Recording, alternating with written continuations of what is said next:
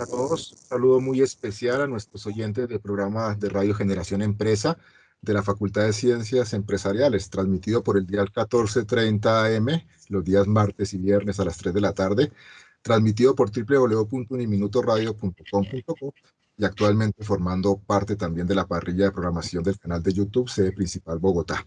Como siempre, un saludo muy especial a nuestros estudiantes, profesores, administrativos, amigos de la Casa Uniminuto, emprendedores y todos nuestros seguidores y oyentes que siempre están pendientes y reportando su sintonía y acompañamiento a este programa. Un saludo muy especial a ellos, siempre con temas muy especiales y muy acorde con la realidad que vivimos. Y hoy tenemos un amigo de la casa invitada, una persona que queremos mucho, una persona que con el programa que hicimos el año pasado fue un hit mundial. Entonces, bienvenido. Quiero saludar primero a Jairito Izquierdo, mi compañero de la mesa de trabajo. ¿Cómo estás, Jairito? ¿Cómo te ha ido? Hola Cesarín, buenos días. Hola mi hermano, buenos días. Profe, ¿y mi cuchito cómo amaneció hoy? ¿Congelado? Con mucho frío, mijito, hace mucho frío en esta ciudad, caramba, eso se está volviendo muy frío. ¿Y ya lo vacunaron, cuchito, o está en lista de espera? Todavía estoy en lista de espera, mijito. Bueno, estamos como lentos con ese proceso de vacunación en nuestra amada Colombia. Y tenemos como invitado a mi querido y apreciado profe Rubol Infante, que nos acompaña desde Canadá y que es un amigo de la casa. Profe Rubol, bienvenido. Muchas gracias, profe César. Un gusto de estar acá nuevamente, muy feliz de estar otra vez en tu programa. Qué bueno, bienvenido acá y siempre con las puertas abiertas. Profe Rubol, hoy vamos a hablar de las facetas de la migración. Tú las has vivido, qué tema tan importante para nuestros oyentes, para estos queridos chicos nuestros que muchos sueñan con irse del país a buscar nuevas oportunidades. Así es, efectivamente, pues muchas personas quieren emigrar y cambiar su forma de vivir, su estilo de vida, pero pues de una u otra manera hay que encontrarse con unas realidades de esa migración, y son unas facetas que estaremos hablando de la familia, el plano profesional y la integración social. Qué interesante. En esta serie de programas estamos hablando o tratando el tema del fenómeno migratorio, donde estamos viendo el fenómeno desde diferentes eventos y circunstancias particulares. Hemos tenido un programa con una compañera, amiga, muy querida, estudiante venezolana. Vamos a tener un programa también con una persona que vive en España y otros programas para analizar este fenómeno mundial de migración desde diferentes puntos de vista y desde diferentes realidades. Jairito. Bueno, qué rico compartir con el Tigercillo, un hermano en el alma. Y sí, creo que tuvo una experiencia también bien vivida, no solo en su ejercicio de orientar el tema de internacionalización en el programa y en la facultad, sino ya después cuando él opta por levantar vuelo y organizarse. Profe Rudolf, eh, en algún momento de su vida usted toma la decisión de jugársela y, e irse para Canadá. Tal vez la primera pregunta sea, ¿fue fácil decidir que era Canadá? ¿Pensó en varias opciones o siempre fue ese país la opción para tomar? No, mi primera opción fue Estados Unidos, pero el plan inicial había cambiado por la misma coyuntura. Entonces, los, eh, los, mm, como contaba yo en un anterior programa, yo ya había venido a Canadá a estudiar, hice un programa de educación continua en recursos humanos, en gerencia de recursos humanos. Y cuando regresé a Colombia a trabajar en la universidad, y Canadá en ese momento pues me gustó mucho, me enamoró. Vi unas grandes diferencias entre vivir en Estados Unidos y vivir en Canadá. Entonces, de una u otra manera, aunque si uno piensa es finalmente salir del país, pues no necesariamente siempre es lo mismo. Cada país tiene unas características diferentes, como lo es emigrar hacia Europa o emigrar hacia Norteamérica. Entonces, en ese momento, pues Canadá brinda en ese momento unas buenas oportunidades de desarrollo, sobre todo personal. Entonces, que iba a servirle no solamente a mí, sino también a mi familia, a mi esposa y a mi hijo. Entonces, ese fue un elemento importante para poder tomar esa decisión de decir, sí, será Canadá. Y se creó un plan especial, se construyó ese plan especial, un proyecto donde, como contaba anteriormente, fue un proyecto que lo hice un día que estaba terminando mis clases en la universidad, en la facultad. Había terminado las clases, los estudiantes habían salido y en un tablero empecé a hacer ese plan, ese proyecto, colocando todas las ventajas, las desventajas, los elementos que iban a afectar ese plan, las herramientas que necesitaba para poderlo desarrollar, el tiempo, los recursos, incluir a Dios, que era también importante de ese plan, y después empezar a ejecutarlo. Entonces, ese inicio, pues fue la parte fundamental para poder decir, sí, será Canadá. El plan está construido para venir a Canadá y se desarrolló tal cual. A mí me emociona mucho escucharlo, profe Rubor, porque es que cada experiencia que usted nos va contando es todo un cúmulo de aprendizaje, sobre todo para nuestros queridos muchachos. Cuando usted habla de escribir en un tablero, Jairito también sonreía, porque yo creo que estaba pensando más o menos lo mismo, ese planear, ese proyectarse, a pesar de que evidentemente todo plan en la vida tiene un alto grado de improvisación, digamos, y de sorpresa que no podemos controlar, uno debe calcular las cosas. Y también lo escuchaba usted como sus opciones de Estados Unidos y Canadá, es decir, que he de suponer, no sé, el profe Rubel tiene o tenía en ese momento ya un buen nivel de inglés y demás, porque también mucha gente cuando está comenzando a pensar en para dónde irse, lo primero que mira es las limitantes del idioma. Exactamente, sí. El idioma es importantísimo. Digamos que desde muy niño siempre me gustó el tema de los idiomas. Cuando yo estaba en el colegio, yo estudié en el colegio Minuto de Dios, y estando como en décimo, tuve la posibilidad de acercarme a los seudistas, a los padres seudistas, y había un sacerdote que estaba en Shalom, que es un lugar de formación para ser sacerdote. ¿Me confirmas, Jairito, si todavía lo es o ya no? Bueno, Shalom ha tenido siempre otro enfoque. Okay. Hace parte del espacio de la organización Minuto de Dios, pero ha funcionado siempre como casa de retiros. Aunque yo, por ejemplo, vivía ya 3 meses con compañeros que obviamente estábamos en ese proceso de formación sacerdotal. Ok, perfecto, así es. Entonces, había un sacerdote que venía de Brasil y entonces cuando él hablaba yo decía, wow, qué idioma tan bonito, y me encantó. ¿Fidel Oñoro? ¿Ah? ¿Fidel Oñoro? No me acuerdo, no me acuerdo muy bien el nombre. ¿Colombiano que había ido a Brasil o brasilero? Brasilero, sí, señor.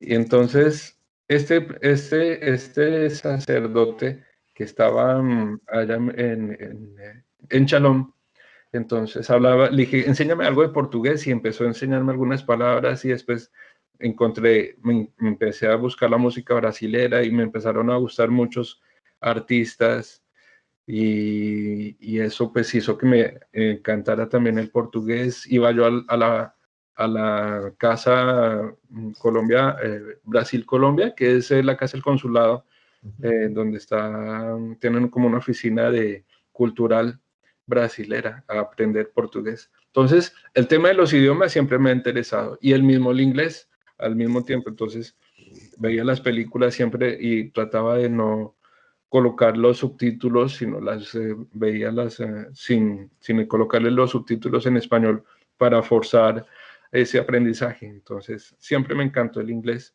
y digamos que de una u otra manera, cuando yo terminé el colegio, a mí me fue muy bien en el tema de los idiomas, de francés, y también me fue bien en la parte del inglés.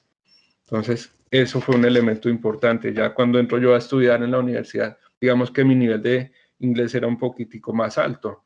No porque hubiera estudiado yo en una escuela de idiomas, sino básicamente porque me había encantado desde siempre ver muchas películas en inglés, cantar canciones en inglés. Entonces eso hacía que de una u otra manera el aprendizaje fuera mucho más alto y la aproximación al idioma también fuera mucho más alta. Y cuando yo llego ya a Estados Unidos, pues obviamente ya conocía yo el inglés y tenía unas bases de inglés, pero muy diferente cuando emigró a Canadá. Ahí sí hubo porrazo, porque yo emigro y mi familia emigramos todos a Quebec, que es una ciudad de habla francesa. Entonces el porrazo ahí fue muy, muy duro porque el idioma es muy diferente. Entonces el francés, y no sabía, como contamos en la vez pasada, no sabía decir nada en francés, sino solamente oui. Eso era todo. Jairito. Ahí estaba viendo Tiger, la Pantera Rosa, para aprenderle al inspector. Sí, decía oui. ¿Y te acuerdas que te acuerdas cómo se llamaba? Estaba el inspector y el policía que le ayudaba a él se llamaba Dodo. ¿Te acuerdas? Sí. Dodo. Bueno, pues resulta que la palabra en francés dodo quiere decir sueño o dormido. O como un motoso, cuando te vas a echar un motoso, es que te vas a echar un dodo. Entonces, por eso, claro, en la serie de La Pantera Rosa, veías al agente de policía, a Dodo, siempre lo veías dormido. Profe Rudolf, en esas decisiones, pues cuando uno ya no está solito, tiene familia, pues son decisiones que se deben tomar de manera consensuada.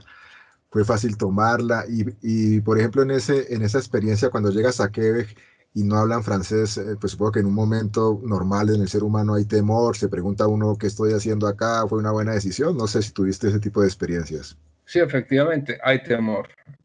Y lo sientes los 3 o 4 primeros meses, porque dices, no entiendo nada, voy en la calle tratando de entender a la gente lo que hablan y no les entiendo nada.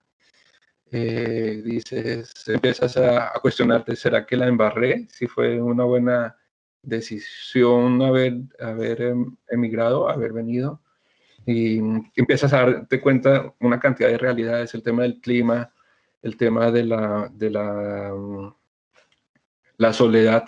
Entonces, esos primeros 4 o 5 primeros meses te pegan fuertemente, fuertemente, porque se extraña fuertemente la familia. En Colombia se extraña a tus amigos, se extraña el trabajo, algunas cosas que dicen, bueno, sí valía la pena haber hecho este cambio y haber dejado todo por empezar. Y otra cosa que también es importante, muchas veces empieza de cero.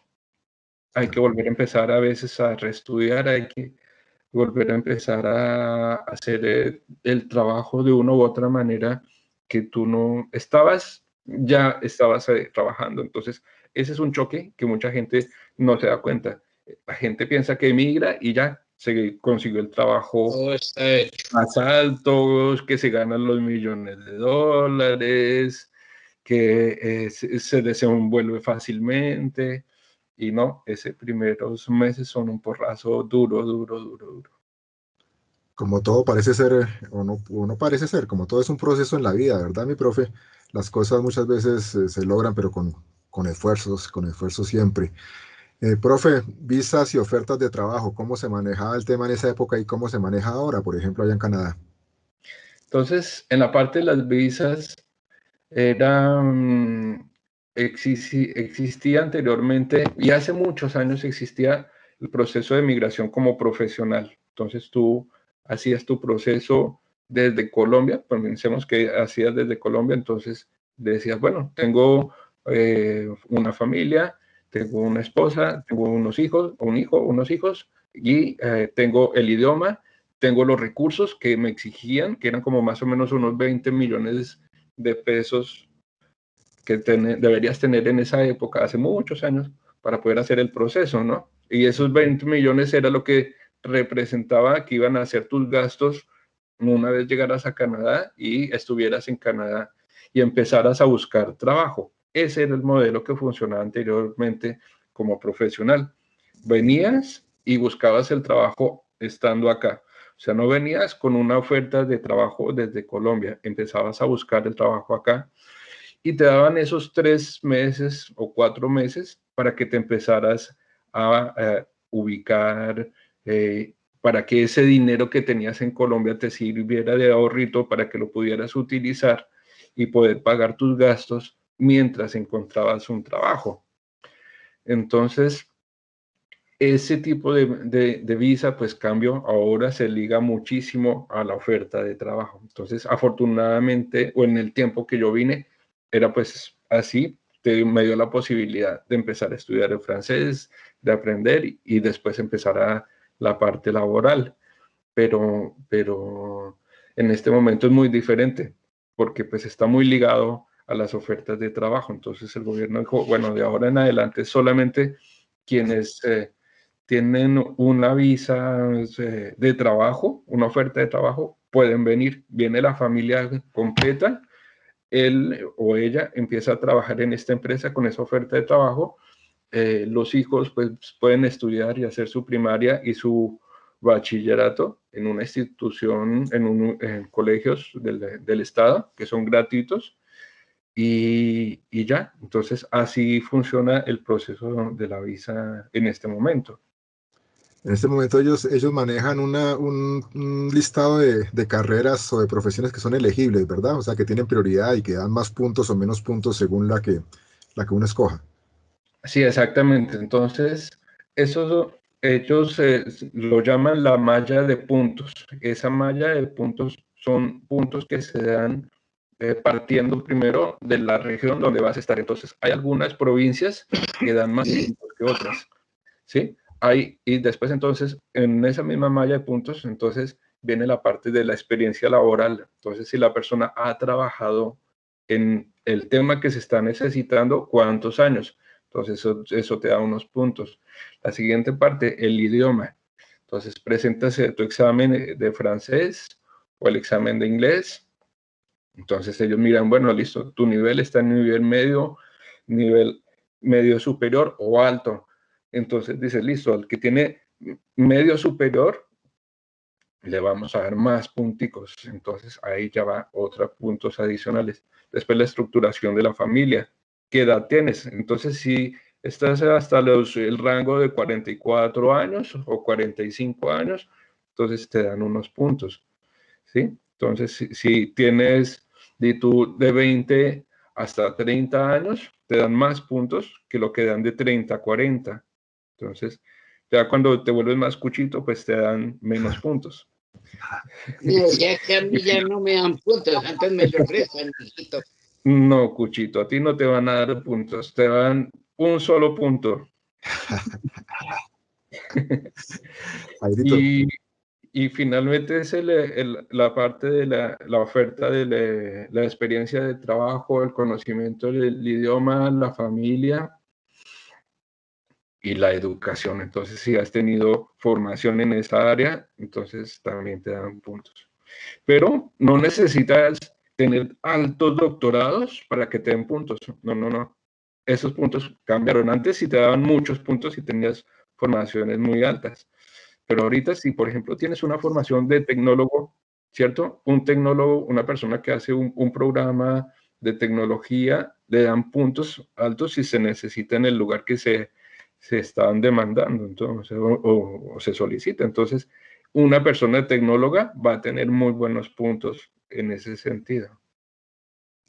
¿Hay algún área, alguna línea donde digas tú, bajo tal condición o criterio, tiene más posibilidades que en otras? Por ejemplo, el que vaya como médico o el que quiera ser médico, al que sea, no sé, administrador o psicólogo, bueno, no sé. Sí, contaba en la emisión anterior que existe algo aquí en Canadá que es del Ministerio de Educación, que se llama las órdenes. Entonces, las órdenes es una oficina del gobierno que se encarga de verificar, dependiendo cada programa académico, entonces decir si le vamos a dar puntos para la evaluación de migración o no le damos puntos. ¿Por qué? Pues porque se liga básicamente a la oferta laboral. Entonces, si se necesitan personas que sean muy buenas en la parte de la medicina o en la parte de la odontología, pues le van a dar unos puntos, o en la parte de la administración, o en la parte de las ingenierías. Entonces, si se necesita, por ejemplo, una persona que maneje solamente una base de datos, un tecnólogo, y que las empresas en este momento están necesitando un tecnólogo que maneje las bases de datos, pues esta orden dice, listo, a esta persona les vamos a aceptar sus estudios y le homologan sus estudios y le dan una posibilidad alta en su malla de migración de puntos. Pero, por ejemplo, una persona, sobre todo en el tema de la medicina, es muy difícil venir como médico porque ellos consideran que el aprendizaje es diferente. Entonces, el hueso para ellos es diferente, el hueso canadiense, que el hueso en Tanzania. El hueso latino. Sí, el hueso latino para ellos es muy diferente. Consideran que ese hueso se debe estudiar de diferente manera. Entonces, dicen, no, solamente quien estudia el hueso canadiense puede estar aprobado. Entonces, eso le pasa a mucha gente, a la gente que viene a estudiar, vienen a trabajar como médicos, esa parte es difícil. Y los odontólogos también tienen mucha dificultad para poder venir y ejercer como odontólogos. Pero, por ejemplo, la gente que estudia, como contaba ahorita, hay una altísima demanda de gente que conoce algo de sistemas. Todo lo que es sistemas, entonces en este momento en Canadá están contratando fuertemente. Entonces, no solamente desde la parte de la ingeniería, sino como contaba ahorita, desde las tecnologías. Entonces, una persona que venga a manejar una base de datos, que tenga una formación de base de datos o que tenga una formación en unos software, esas personas son altamente necesitadas y contratadas. He visto casos de migración fuertísimo de Brasil, muchos brasileros que vienen aquí a Quebec. Y entonces, como es tan necesitado, son más flexibles en el tema del idioma. Les dice, bueno, no te lo ponemos que tengas un alto conocimiento del francés, sino un medio bajito ahí. Entonces le aceptan eso porque pues se necesitan en este momento fuertemente. Pero, por ejemplo, también se necesita ahorita con lo de la pandemia en las casas de los ancianos, las casas de los viejitos, las casas de los adultos mayores, se necesitan muchas personas que sean auxiliares de enfermería. Geriatría. Exactamente. Entonces, las mismas enfermeras. Entonces, eso ha generado un problema fuerte porque como no hay tantas, incluso antes de la pandemia, ese era un problema.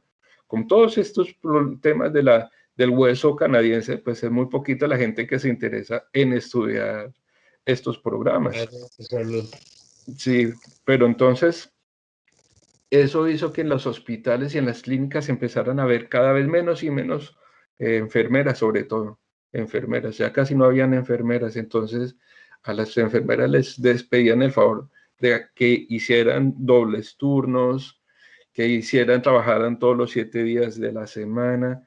Y claro, eso hizo que las personas estuvieran altamente fatigadas, que se enfermaran, toda la parte de ellos. Y aparte eso golpea con la pandemia, entonces eso los cogió, como dicen, con los pantalones abajito.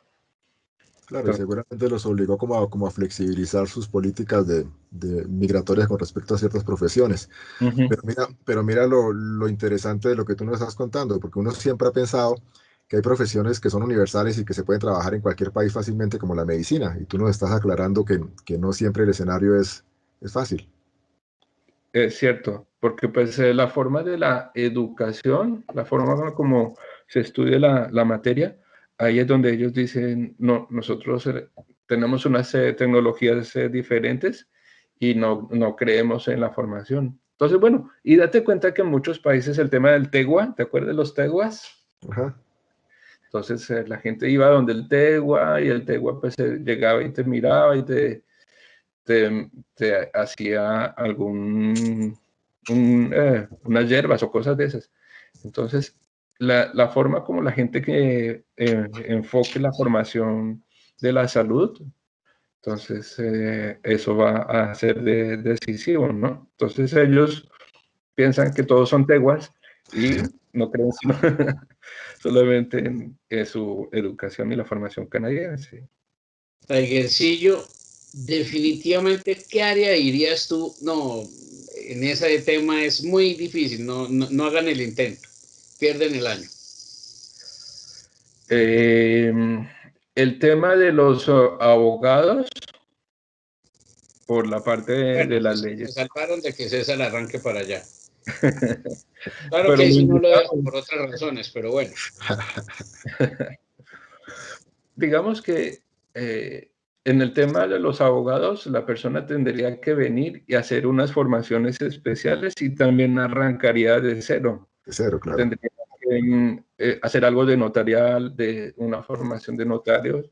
Ese sería como sus primeros pinitos. Y ya después ir aumentando. Ese pedacito, pues digamos que sí sería complicado.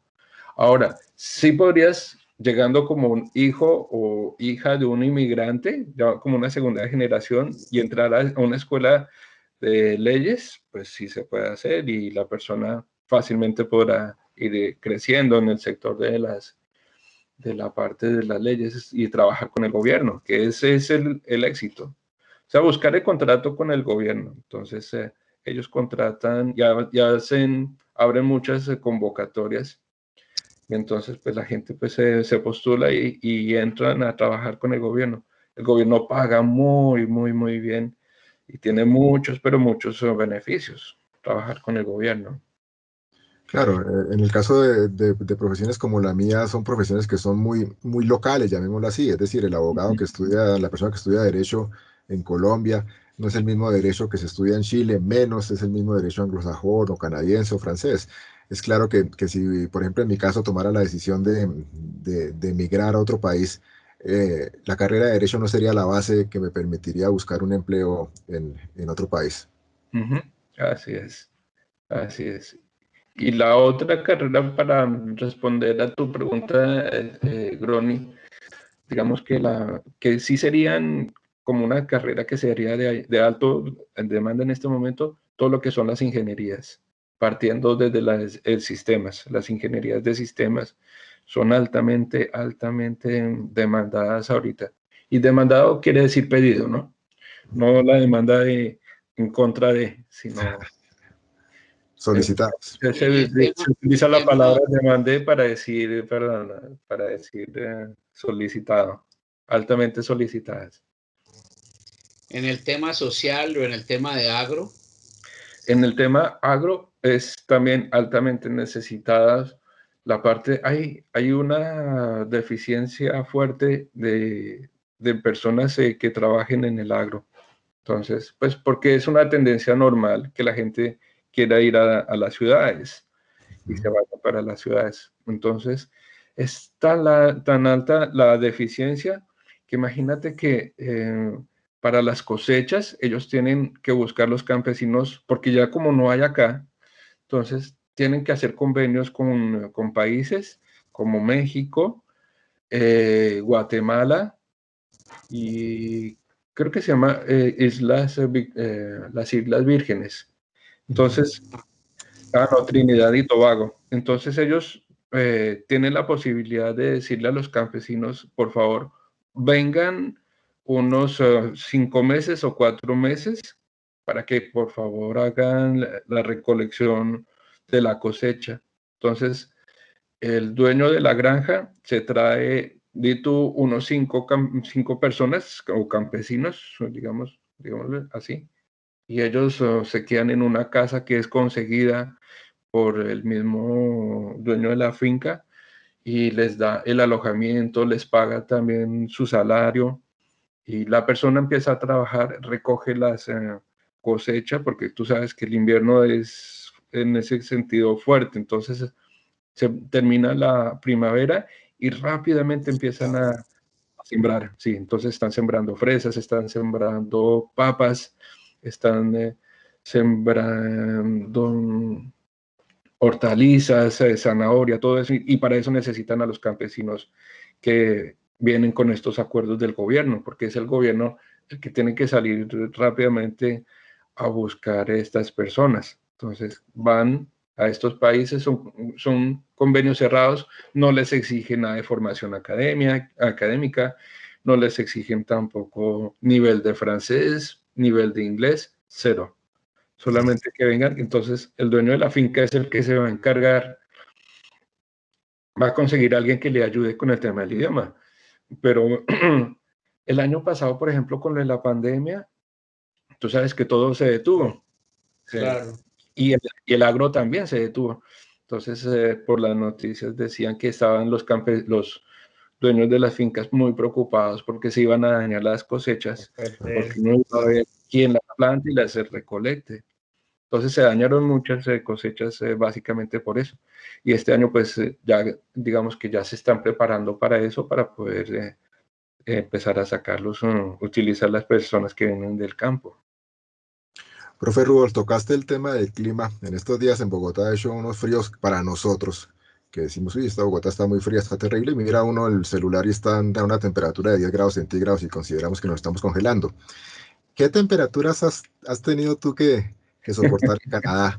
¿Alguna particular que recuerdes anecdótica? Uy, hay que partir de que en Canadá el invierno es larguísimo, comienza a finales de noviembre y todavía estamos en finales aunque dicen que es la primavera, pero todavía, mira, si pudiera voltear la cámara, les mostraría que está nevando. ¿Les muestro? Claro, dale, de una. Dale, tranquilo.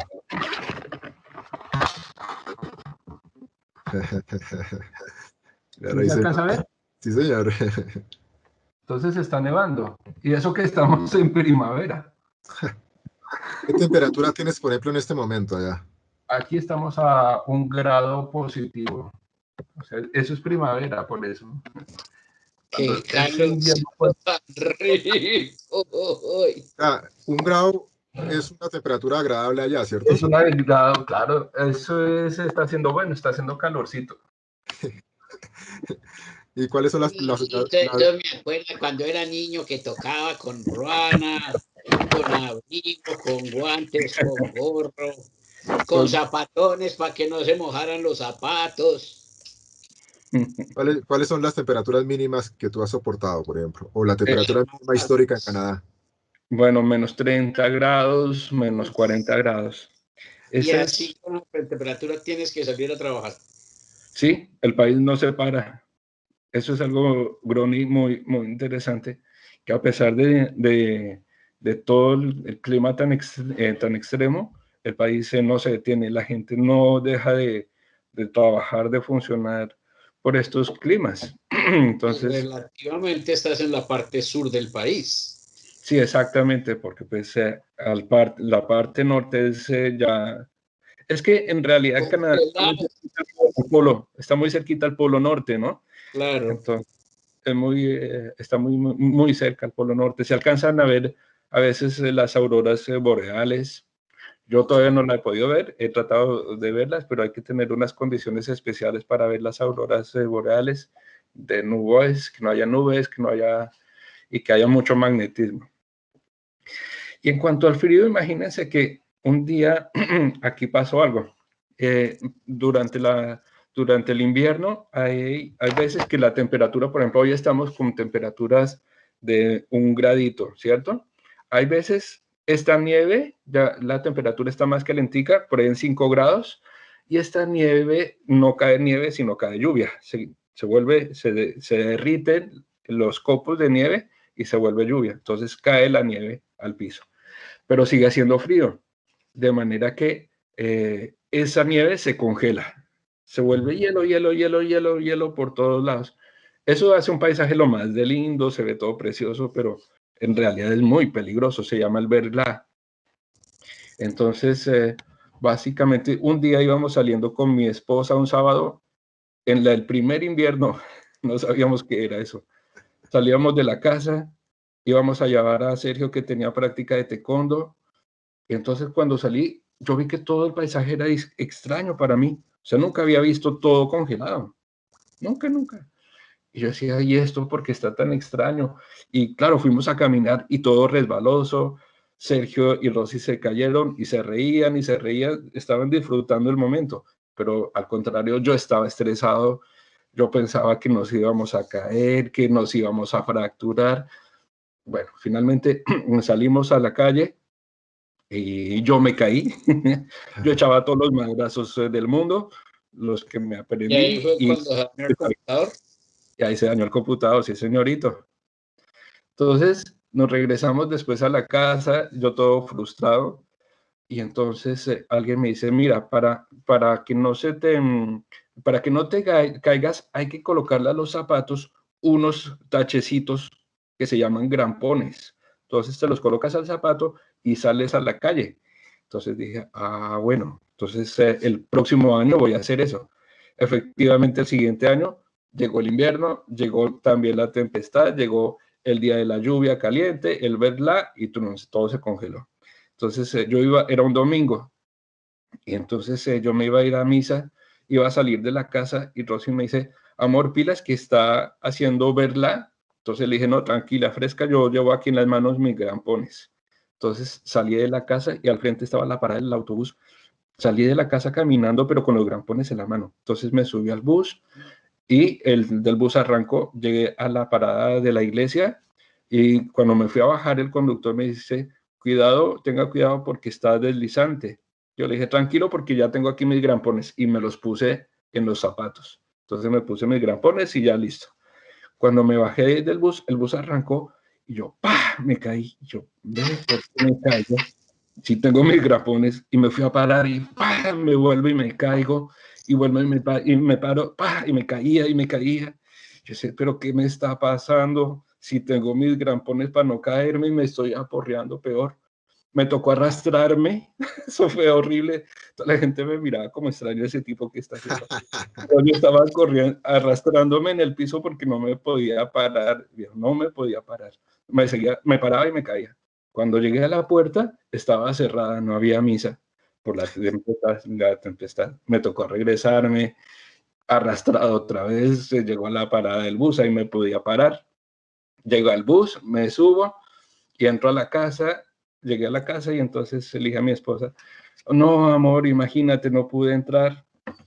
Entonces, si me dices, me dijo, ¿por qué? Dije, pues imagínate que me bajé y tan pronto me bajé, solamente me caía y nunca me pude parar con los grampones. Entonces, claro, volteé a mirar los zapatos y los había puesto mal. Las pullitas no las puse hacia afuera, sino hacia adentro. Entonces, este pedazo es de plástico y claro, era mucho más resbaloso. Ahí no había forma de que te Me mantuvieras. imagino a Rochi muerta de la risa. Ay, fue muy divertido. Interesante. Esos son todos los cacharros, como llamamos aquí en Colombia, que nos pueden pasar cuando estamos viviendo en otro país y realmente pues estamos aprendiendo todo, ¿cierto? Profe Rudolf, procesos de selección tanto en el trámite de visa y en ya, digamos, de contratación.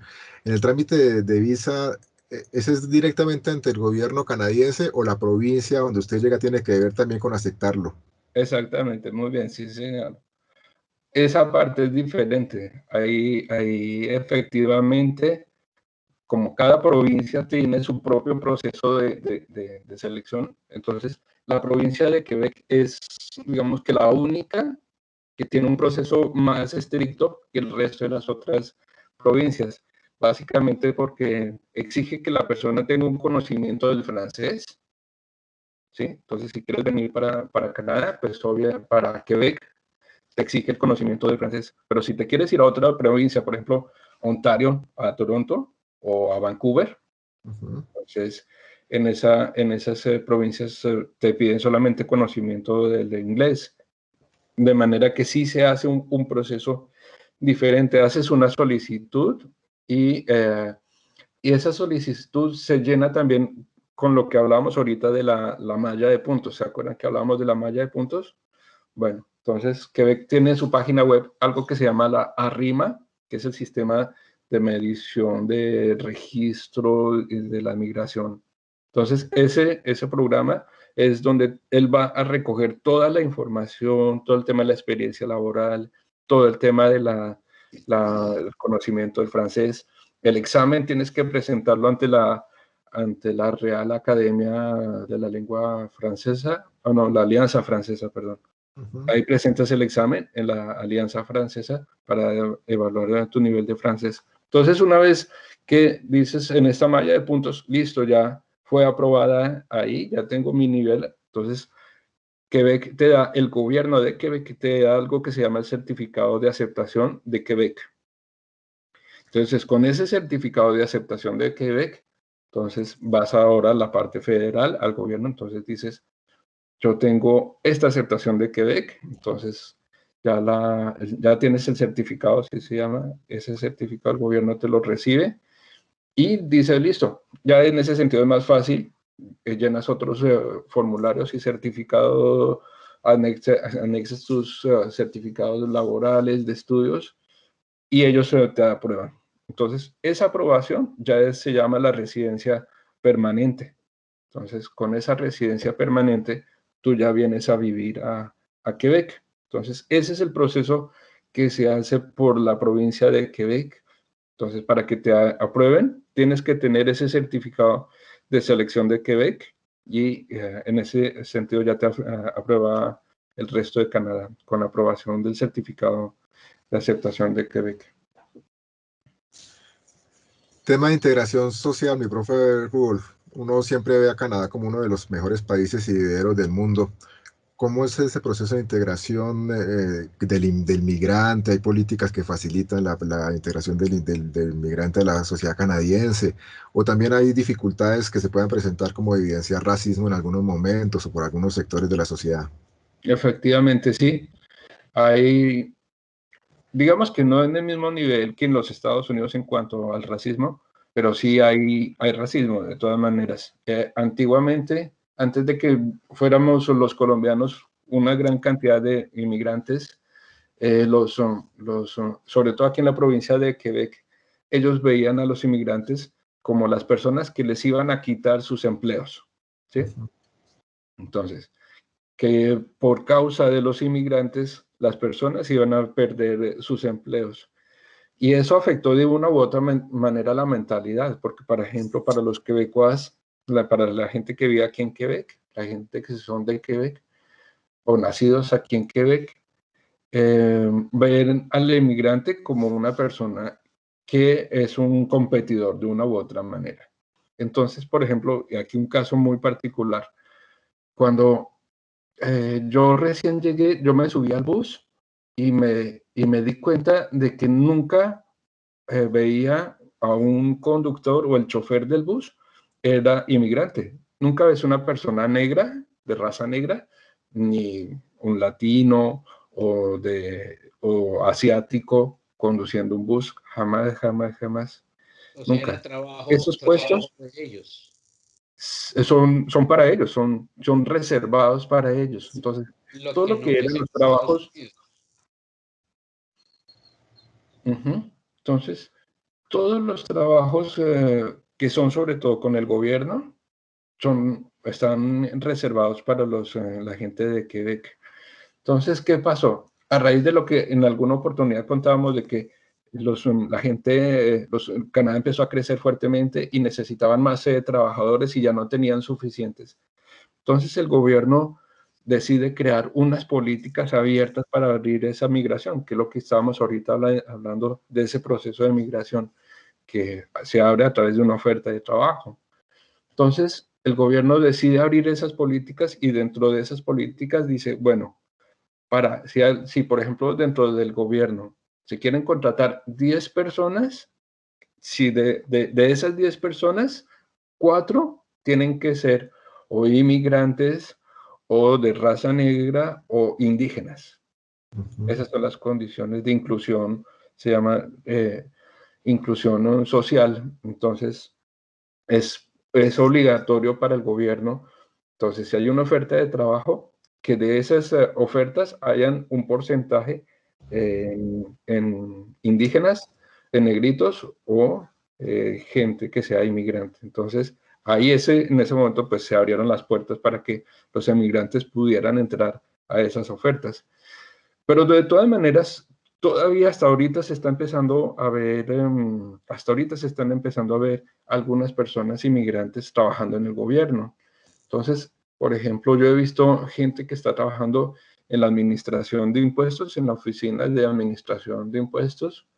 Ahí ya hay muchos inmigrantes, entonces han abierto la oportunidad para que la gente que trabaja en el área de la contabilidad o en el sector contable puedan trabajar ahí con se llama Revenue Quebec. Revenue son como los ingresos. Entonces, la oficina de ingresos e impuestos, ahí ellos están recibiendo gente que son inmigrantes. Entonces, ahí ya se empezó a abrir un poquito, pero anteriormente no, esa parte es muy complicada. Ellos veían al trabajador extranjero como una persona que les iba a robar pues, los puestos de trabajo. Y otra parte que también pues es importante es dentro de esa parte de trabajo, las políticas de migración, por ejemplo. Entonces, hay unas zonas de Canadá que se necesitan explotar fuertemente, al lado del Atlántico, entonces, y en la parte norte, como hablábamos ahorita, que es donde hace mucho frío, pero se necesitan empresas porque hay proyectos de explotación allá, entonces necesitan que la gente se vaya a vivir a esas zonas. Ese plan se llama el Plan del Atlántico Norte. Entonces, son 4 provincias, entre ellas están Newfoundland, está la Terranova, la isla del Príncipe Edward y Saskatchewan, creo. Entonces, esas provincias tienen unos planes especiales de migración y entonces necesitan que la gente se vaya a vivir a esos lugares que hace mucho frío en realidad, pero pues dan unas dan como ofreces en muchas cosas que le va a servir al trabajador en la parte laboral, en la familia, la salud, educación. Entonces, tienen que ser muy atrayentes para que la gente se vaya completos, toda la gente se vaya a vivir a esas zonas. Entonces son unos proyectos muy atrayentes, muy atractivos. La gente en internet puede buscar el programa o plan de Atlántico Norte de Canadá y entonces ahí pueden encontrar unas ofertas de trabajo interesantes para pues y en diferentes campos, ¿no? Diferentes aspectos, son campos profesionales. Tigercillo, ahorita hablabas tú del racismo. ¿Se ve solo hacia la raza de color o si se ve también, bueno, obviamente que Norteamérica es un país rayado con ese tema, pero hacia los asiáticos, hacia los hindúes, hacia los latinos, incluso sí, con sus mismas comunidades indígenas? Exactamente, ahí va a ir, efectivamente, ahí va a ir. Entonces, antiguamente el racismo era contra los indígenas. Entonces, la raza más grande de indígenas se llama los Inuit y ellos, digamos que tuvieron, así como los Estados Unidos, al ver que la gente los maltrataba y todo esto, el gobierno decidió crear como unas zonas especiales, como unas reservas indígenas para que ellos pudieran estar ahí. Sí. Pero son personas que son de una u otra manera mantenidas por el gobierno. Entonces, no, digamos que su proyección no es más lejana y entonces hay muchas personas, he visto muchas personas que caen en muchos, en la drogadicción, caen en ese tipo de vicios o en el alcoholismo, porque no tienen como un trabajo constante para estar haciendo actividades y cosas de estas, básicamente porque están en una reserva y pues ahí el gobierno les da su sueldo mensual, el alojamiento es dado por el gobierno. Entonces, ahí existe ese tipo de racismo. Ya cuando pues están en el momento del trabajo, pues sí le hacen un poquitico el feo, pero no pueden hacerlo. Como te contaba ahorita, hay unas leyes que obligan que las personas sean de esa raza. Ahora, en Toronto, en la ciudad de Toronto, hay muchísimos hindúes. Tú vas y llegas a un centro comercial y qué cantidad de hindúes. En alguna oportunidad estábamos con Rosy, Sergio y mirábamos y le decíamos, dime, ¿dónde hay una persona que sea aquí blanquita, el mono, o la persona que sea mona o rubia? No hay. Hay muchos hindúes. Entonces, ellos como que de una u otra manera ya han llegado a tener una permeabilidad altísima. Date cuenta, por ejemplo, que en el gobierno de Justin Trudeau, cuando él eligió sus ministros de gobierno, de salud, de educación y todo eso, tenía una persona que estaba dedicada y especializada en el área. Entonces, pero en el militar, el que era su ministro de militar, era una persona que es de origen asiático y tenía su turbante así todo grande. Entonces uno lo veía en sus reuniones con su turbante así todo grande. Entonces en ese sentido, pues digamos que hay ciudades y provincias que han sido más abiertas a ese tipo de cosas.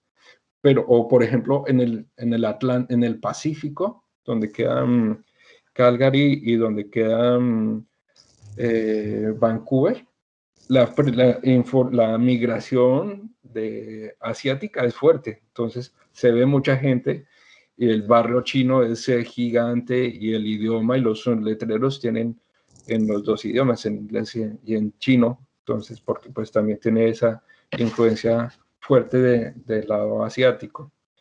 Pero Quebec, no, ellos sí se quedaron encerrados. Ellos, como te contaba ahorita, no querían relacionarse con nadie hasta que llegó este tema del desarrollo económico y el crecimiento económico que les tocó abrirse fuertemente. Profe Rudolf, ¿cómo se visualiza, digamos, en Canadá el tema del feminismo? Aquí en Latinoamérica sigue siendo un tema fuerte, un tema de discusión, un tema de reivindicación de derechos y demás. ¿Cómo se ve en Canadá el tema? Mira, en los años 50, no mentiras, como en los 60, casi 70, a nivel mundial, empezó el tema del feminismo, ¿no? Que se buscaba que las mujeres empezaran a tener iguales derechos.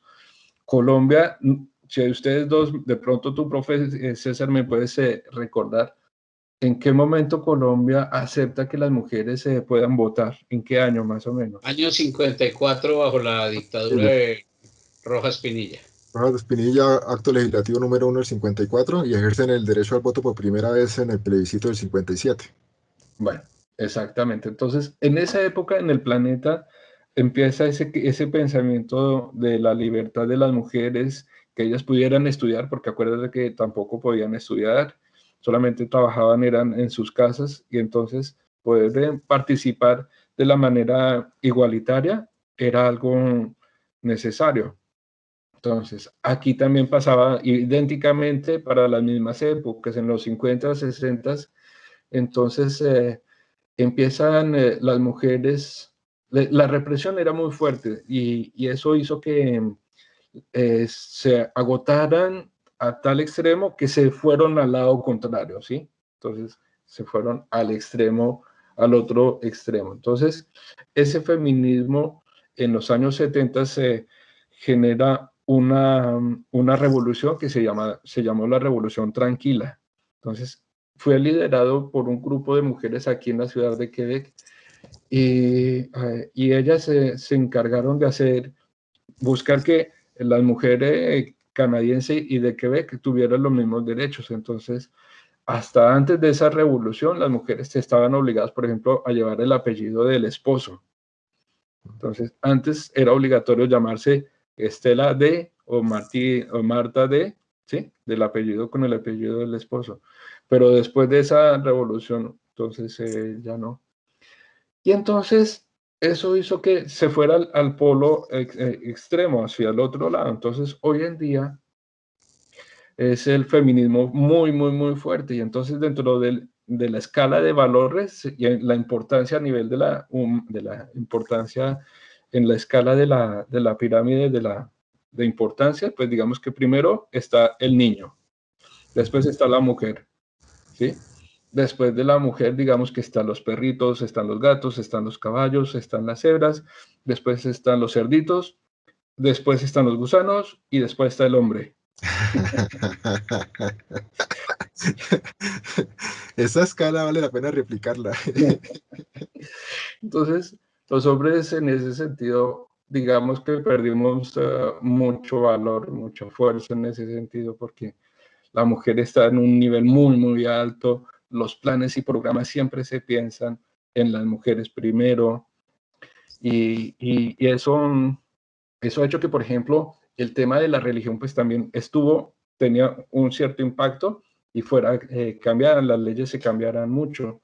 Por ejemplo, en las iglesias anteriores, no, en los colegios y en los hospitales, como eran de congregaciones religiosas, ¿sí? Los colegios eran fundados por las iglesias religiosas católicas Las aquí. comunidades. Entonces, en los colegios y en los salones habían crucifijos. Entonces, a raíz de todo este tema de la revolución, quitaron los crucifijos de las iglesias y de los salones de clase de los niños. Entonces, digamos que pues ese tema de la religión se les ha ido al extremo, ¿no? Entonces ya no quieren tener esa relación con la iglesia y, y pues es algo que de una u otra manera la religión ha hecho cosas buenas y positivas, nos ha dejado unas creencias que en este momento tenemos y son importantes. La fe, entonces esa parte también es muy importante.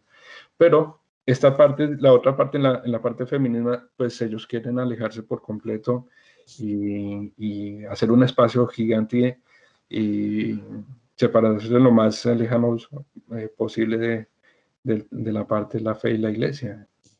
Profe Rudolf y mi querido Jairito y Cuchito, el tiempo en radio se nos pasa volando siempre, más en este Sí, programa, más cuando estamos entre amigos, y ha sido un programa, como siempre, literalmente delicioso. Profe Rudolf y Jairito, ustedes saben que en este momento, cuando vamos cerrando Generación Empresa, siempre le pido a mis invitados y a los integrantes de la mesa de trabajo que envíen un mensaje de optimismo a nuestros queridos estudiantes, profesores, comunidad académica, administrativos, oyentes y seguidores de las redes sociales de nuestro programa en tiempos que han sido difíciles, que han significado muerte, dolor, enfermedad, crisis financiera para muchas familias. Escuchar mensajes de optimismo siempre es importante. Profe Rubor, ¿qué mensaje le enviaría a usted a todos nuestros oyentes? bueno, pues que la vida está siguiendo y tenemos que amar la vida. Es un don, es un regalo que que nos ha dado. Bueno, yo creo en Dios, de manera que es el mejor regalo que Él nos ha dado. Guardarlo, protegerlo, seguir adelante y seguir pensando que las personas y la gente pues están por alguna razón, por algún motivo. Entonces estamos para seguir adelante a pesar de la pandemia. Tenemos que seguir adelante proyectándonos, haciendo nuestros planes y proyectos, remodificándolos, reconstruyéndolos. Y ese es mi mejor mensaje que yo les puedo dar a todos.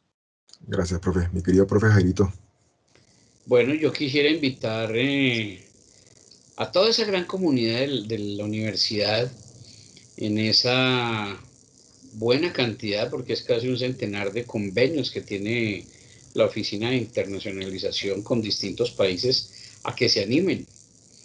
Recuerdo cuando se empezó el ejercicio, los primeros viajes que se hicieron, los esfuerzos de los muchachos por viajar, bueno, yo creo que es eso, en eso consiste, y creo que de las cosas más gratas de la vida es el poder conocer otros espacios, otras culturas, el viajar, creo que es de las cosas más gratas y formadoras en la vida. Entonces, sí, invitar a todos a que revisen, miren todos esos convenios que hay y ponerlo como meta, ponerlo como un trazo, así como hizo el Tiger, cogió un tablero y empezó a escribir a ver qué sí, qué no y por dónde era. Lo mismo, ponerlo como meta y decir yo puedo ir a tal lado, puedo ir a tal otro y de una. Qué buenos mensajes. Me uno a ellos, solamente palabras de ánimo siempre para nuestros oyentes, que sigan luchando por sus sueños, que sigan aferrados a sus creencias y con la certeza de que estos tiempos difíciles tendrán que pasar y que volveremos a unos escenarios un poco más tolerables y que ojalá que todos estos tiempos tan complejos nos hayan de verdad servido para reflexionar y para volvernos un poquito mejores seres humanos y recordar que hay mucha gente que con pandemia o sin pandemia sufre siempre. Recuerden escucharnos, por favor, 14:30 AM, día martes y viernes 3 de la tarde, www.uniminutoradio.com.co y por el canal de YouTube. Nos vemos en la próxima emisión de Generación Empresa. Un abrazo para todos. Chao, chao, cuídense. Gracias.